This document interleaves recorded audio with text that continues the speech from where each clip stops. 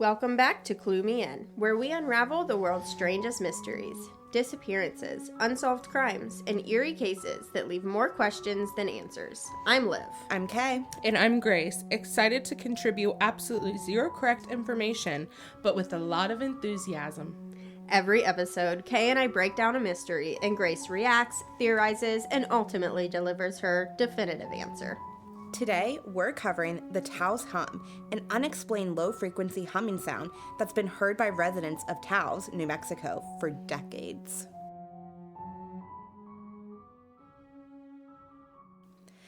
All right, Grace, you once told us that you're very good at imagining. So I got a good brain. Okay, close your eyes, get ready. Okay. Imagine lying in bed in the middle of the night. Mm-hmm. Everything is quiet, no TV, no traffic, no voices. But Sounds there's a pleasant. sound. It's low, constant, not loud enough for you to cover your ears, but impossible to ignore. A hum. Still And the pleasant. strangest part? You ask the person next to you if they hear it, and they hear nothing. So, is that not normal? No, I'm actually being for real. No, because I honestly sometimes hear ringing in my ears. So, my dad has tinnitus, right? Hey, Dad, love you. And he says that he has ringing in his ears all the time. But I hear, like, when I was a kid, I could always hear the TV, like, the static of the TV. And then, now that I'm an adult, like, I can hear the air conditioner run, like, the really low hum. And, like, when I'm in bed, usually when there's an absence of noise, I hear a low hum in my ears. Yes. No. So, Yeah. So then this isn't weird to you. okay. So do people not always So anyway, hear that? episode skip. No, but I think this was this maybe just, just like- a different type of noise. Like, maybe it's a very, very persistent. low. Like- it never stops. Yes. Like, not like a ringing. Didn't know where No. it came It from. was It's like- not the yeah. AC. It's not the TV. Like, we don't know what it is. Cool, okay. We're like, what is this? I don't know. Cool. Other person doesn't hear it. Which happens to me every night because Jake can hear nothing. But That's so funny. Yeah. Okay, well, yeah. So right now but, I don't hear ringing. Well, Well, that's good. I'm glad.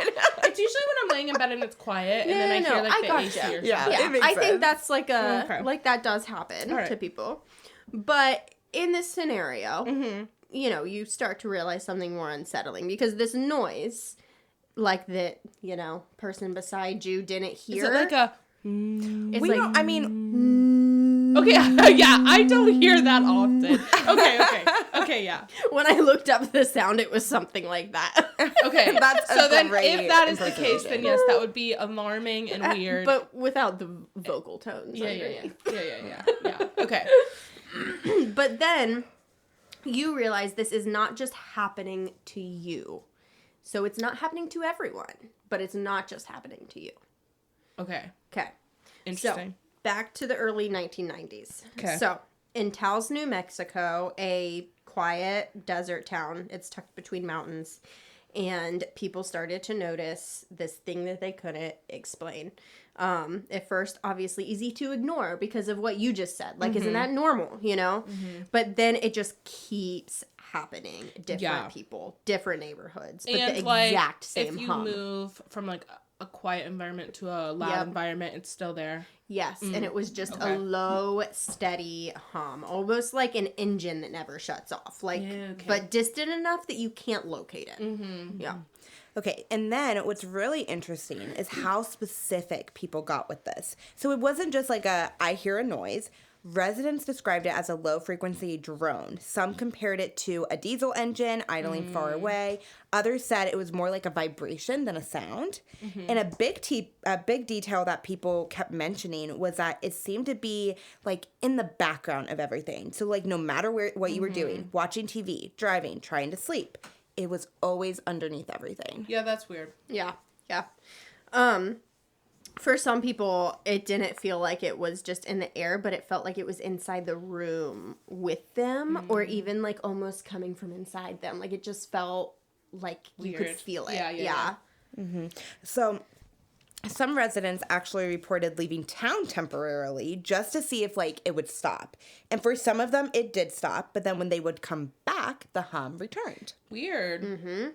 So, I mean, it's not just tied to one building or one street, but like this whole town, which is just odd. But not everybody in the town. True. And it followed some people, but not others. Like some people who left didn't hear it, and then some people did. It's just, yeah. Yeah, so that's obviously the most confusing part of this whole phenomenon. Like, only a small portion of the residents reported hearing it consistently, and estimates from reports and later studies actually suggested that it might have been just a few percent of the population that had this hum.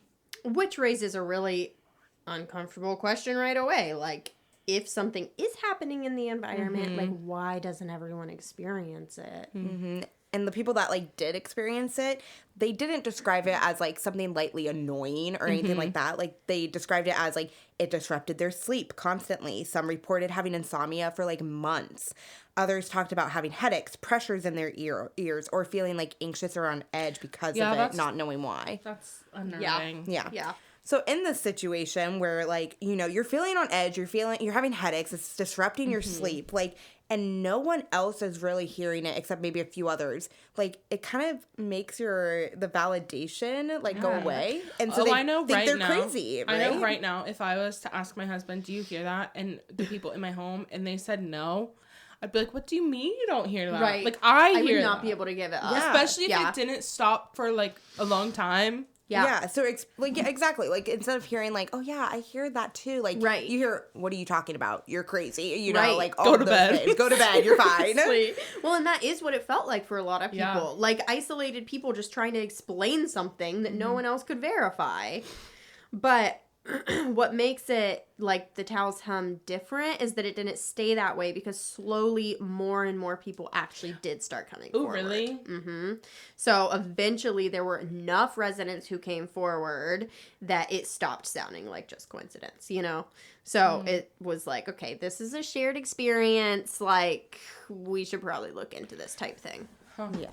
And it's like the constant reporting now of it made it finally a pattern that like investigators felt like they should, you know, not just brush it off and maybe actually start trying to investigate it. Right. Because like once it stops being one person hears something weird and becomes we're all hearing something weird, like it's not just imagination anymore. Right. Yeah. So, okay. So by 1993, the complaints got so frequent and got so widespread that it stopped being something local people were just casually talking about. It reached to a point where it actually caught federal attention. So Congress ended up requesting an official investigation into what was now being called the Taos Hum. Nice. So they brought in researchers from Los Alamos Natural Laboratory along with other scientific institutions, and they all came together to try to figure out what's going on here. So they conducted structured interviews asking residents when they noticed it, how often it happened, and so forth. So eventually they bring in specialized acoustic monitoring equipment. And this was designed to pick up very low frequency sound waves, which you would need for a low frequency hum. So they set up these recordings in a whole bunch of different locations, like mostly where people said that they heard them most strongly, obviously. Yeah. So the problem was that even though the residents kept describing the same experience, this low, constant, almost engine-like hum, the instruments never showed a clear, repeatable source. So no steady signal, no identifiable origin points, nothing that lined up across measurements. Yeah. So basically, people were all agreeing on what they were hearing, but science couldn't agree on where it was coming from. That's bizarre. Yeah. And again, like, invalidating. Like, Yeah. wait. Well, then it's like, is something wrong with me? Or is something wrong with... Right. The Us or the Earth, right? And even to this day, people still report hearing this hum. Like, it hasn't gone away. Well, and, like, sometimes our bodies do weird things to adapt to the environment. So maybe it is an environmental thing, and our bodies are like, we're unwell. Here's this hum. Yeah. I mean, that's a good point. We're unwell. Here's this hum. Here's this hum. That's so funny. All right, so let's get into the theories we have for you. So theory 1 is industrial noise. So some scientists think the hum could be coming from a distant man-made source like factories, power plants, or electrical transmission lines, stuff like that. Yeah. So basically something physical is out there making the sound, but we can't pinpoint it. That's such a dismissive answer. Uh-huh. Yeah. So the idea is that the low frequency sound waves, especially in an infrasound range, can travel really far without being easily noticeable. So even if the source is miles away, the sound could still reach Taos. Yeah, but I feel like it still doesn't completely explain why only certain people can hear it. Like, Yeah. Well, and, okay, if that's the case, extend your search point. right. And why is it not where the man-made source is at? Why is it miles away in this other town? Yeah. Yeah. No, Yeah. exactly. And that's honestly the biggest problem with the theory. Right. So you were right on the mark there, Yeah. Grace. What silly people. Okay, so the second theory is geological activities. So you kind of mentioned this with just the earth and sound waves, but some researchers suggest that maybe it is just emanating from the earth itself, like vibrations coming from underground. So that could be shifting rock layers or fault lines or even like magma movement beneath the surface. That's kind of cool. Kind of Yeah. cool. Yeah. Yeah. I agree. And to be fair, with this theory, there is a scientific basis for the idea. So the Earth does generate a natural low-frequency vibration, like, all the time. So things like microsism and tiny waves caused by ocean waves, wind patterns, or subtle shifts in the Earth crust could make, this type of sound. So technically, the Earth is never completely still, and it's always moving in some way. So that's where, the whole evidence comes for that idea. Yeah. Right. And with people still reporting it, that would make a lot of sense. Because the Right. Earth is still shifting. Yeah. The only thing with this theory is that, it usually doesn't sound like a steady, constant drone. It would be more irregular. So, subtle shifts or, occasional was the bursts. Earth. Right. Because if you think about it, if it's things shifting underground, it's not just constantly, Yeah. I don't know. Yeah, and that's, also, just to bounce off of that, is that, this type of movement or shift in the Earth, there would be measurable signs. So, a constant reading or localized geological patterns that line up with the reports. And researchers, they didn't find anything in the area that would account for any type of, Earth movement to cause Yeah. that. It's at first, I really liked this theory, but then, once you try to match it with what the people of Taos were going through, it starts to kind of fall apart more. Yes. Yeah. All right, theory 3.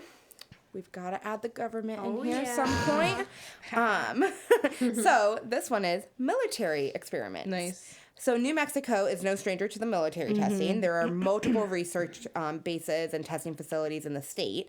And because of that, some of the residents began wondering if the hum could be linked to a classified operation happening nearby. And people speculated about things like low-frequency radar systems, sonar testing, or other forms of communication technology that could potentially produce the vibrations outside of range of normal hearing. So some even pointed to the idea of infrasound being used in military contexts, so signals that travel long distances and aren't easily detected by standard audio equipment. But wouldn't that come up? Yeah, But, I would think so. but apparently they're coming from the angle that, special military Oh, stuff is maybe keeping it not hush be, hush. maybe not be, or it might not be able to be detected by those things for some Oh, reason. yeah. Was The there government ever... do be doing things. Yeah, they do. Yeah. Was there ever, actual evidence of that happening, though? Not really. So investigators and researchers looked into potential nearby sources, and while New Mexico does have a lot of military activity in general, there wasn't anything publicly identified that matched the timing, location, or the consistency of what the residents were saying. But the government do be doing things. Government do be doing things. It would not surprise me. Mm-hmm. Government, don't flag us. If they were gonna flag us, they'd done do it by now. Don't do it. Our grammar is really good. It's getting late. It is. Okay. Grammar never starts to go to the wayside. So, but like the biggest criticism with this theory is that like there's no clear mechanism for how a targeted or localized military system would create something so widespread and persistent across a civilian population without detection or corroborating data. So like, as you said, like, you know, would it really not be detected by something? That's the whole point why this theory kind of gets thrown out the window, is because people are like, even with military stuff, you think it'd be picked up somehow. Yeah, for sure. So the next theory is that pretty much it's all in their heads. So Psychosis. Right. Yeah. Mass hysteria. Yep, which we have definitely covered before. So actually, quite a few experts believe that it could actually be a form of tinnitus, where the brain or auditory system creates a perception of sound that doesn't actually have a source. So in some cases, it might go beyond that, like into, you know, psychological. Yeah.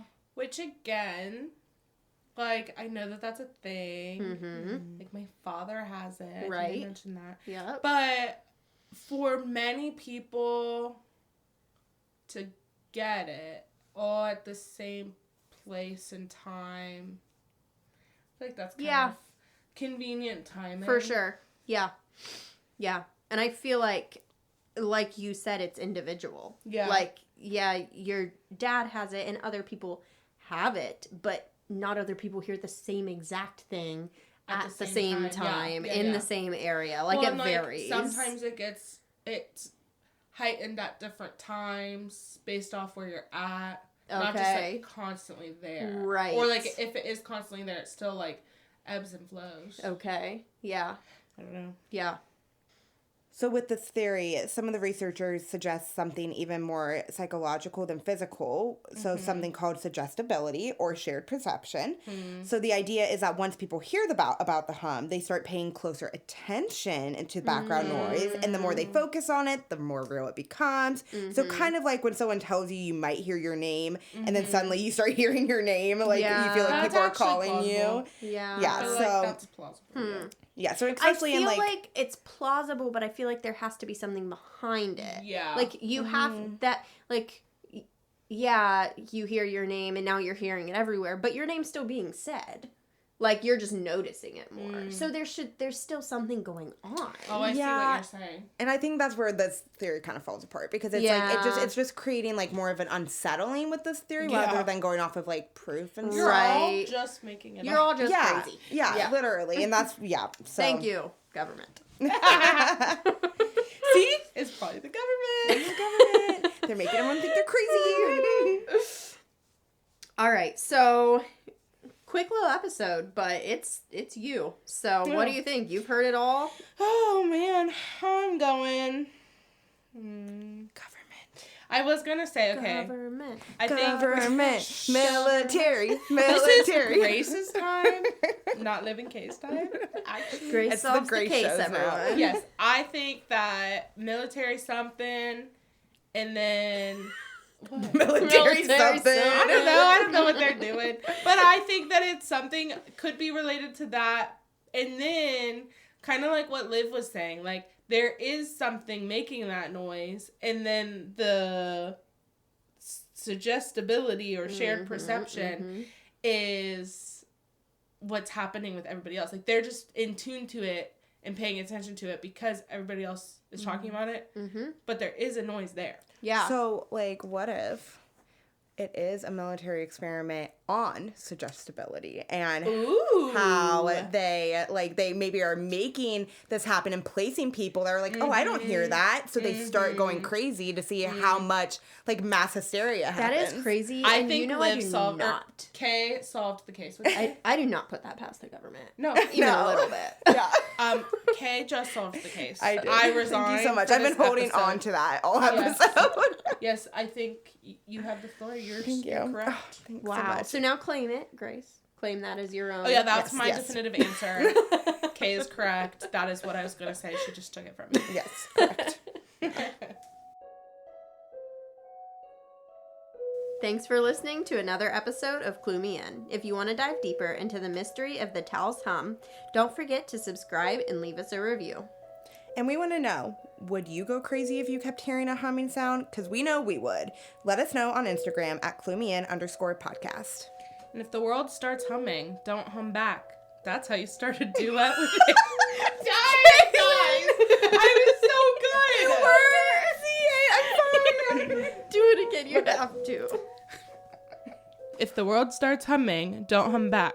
That's how you start a duet with an alien.